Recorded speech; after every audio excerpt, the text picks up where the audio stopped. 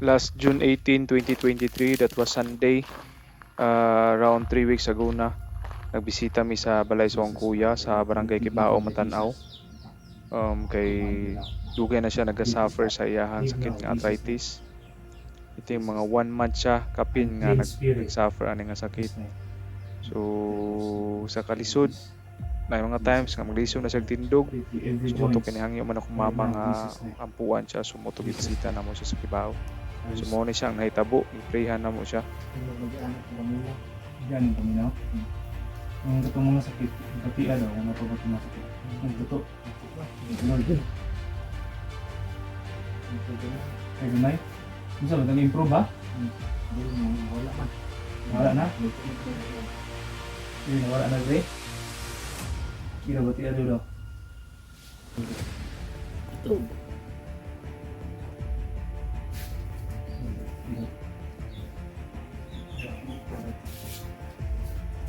Amat ko ang Jesus.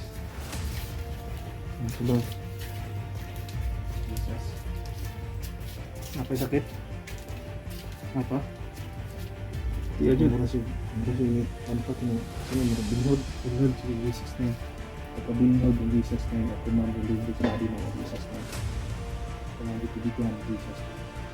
Bigan right now Jesus name. Be completely destroyed Jesus name. Tara. Baita, ini na kuya. Ano ni? Ni.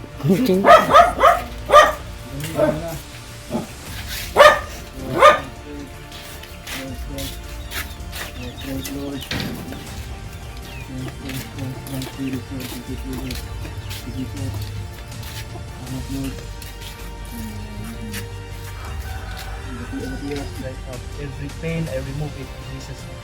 I remove every pain in the name of Jesus. In the mighty name of Jesus. Sana, hinahinay na nakawala. Salamat Lord. Salamat Lord. Thank you. Thank you, Lord. Thank you. This is faith. Ang faith na Lord, dili lang sa iya na. Kasanan dapat. Thank you, Lord. Salamat Lord. Thank you, Jesus. Praise Jesus. Kalakaw na gina mong kuya, Lord. Thank you, Lord. Yes, Lord.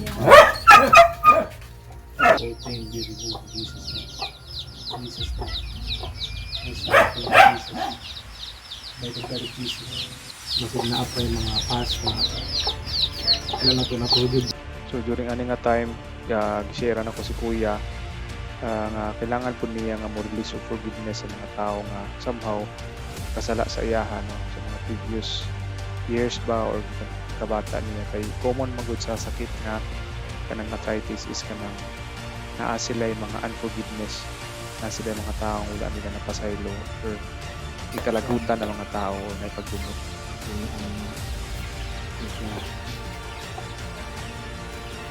Nawayon ang kayon ang mga tao na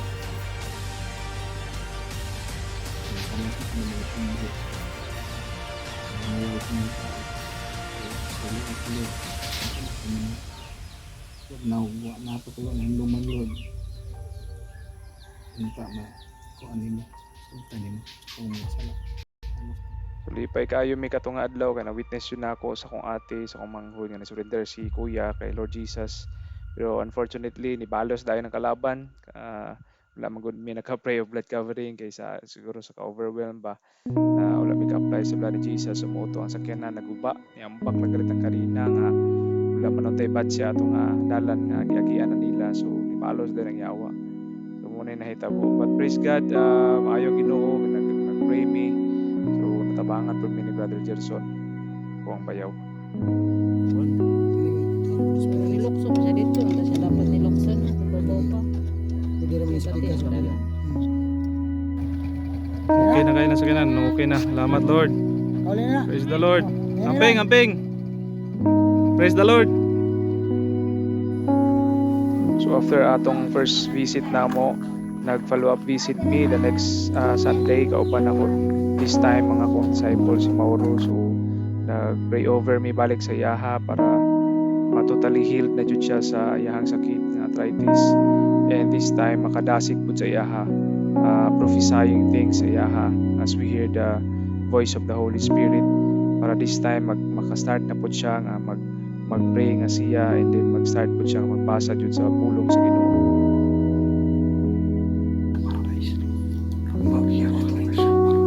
No more demonic attack. No more demonic activity. Ikriyasya na yan ba?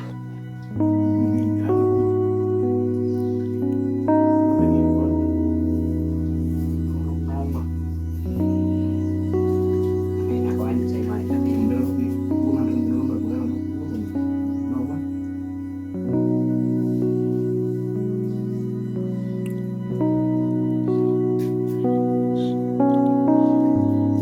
Lawas o Lord, ang among ginabuhi, ikaw ang tagiya ka na.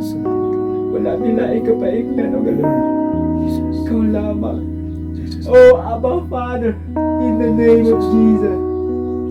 Thank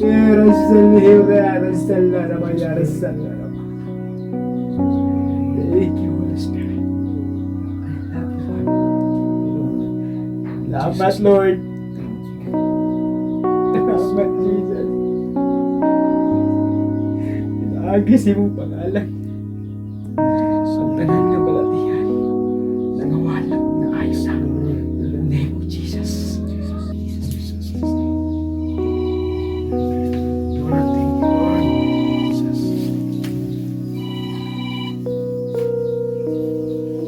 Tabasak na yan, tabasak. Damay din mo. Praise the Lord, lipay kayo mi sa gibuhat sa Ginoo sa kinabuhi ni Kuya. Nag-surrender jud siya diya sa Ginoo. Karon praise the Lord kay nibalik na siya duty kay naayo na iyang sakit. So salamat kay sa Ginoo. Tabangi mig pray nga ma-convince pa jud si Kuya nga mo join sa God Encounter karong September 9 ug 10. So salamat kayo sa Ginoo. May maya si Lord Jesus sa kanunay.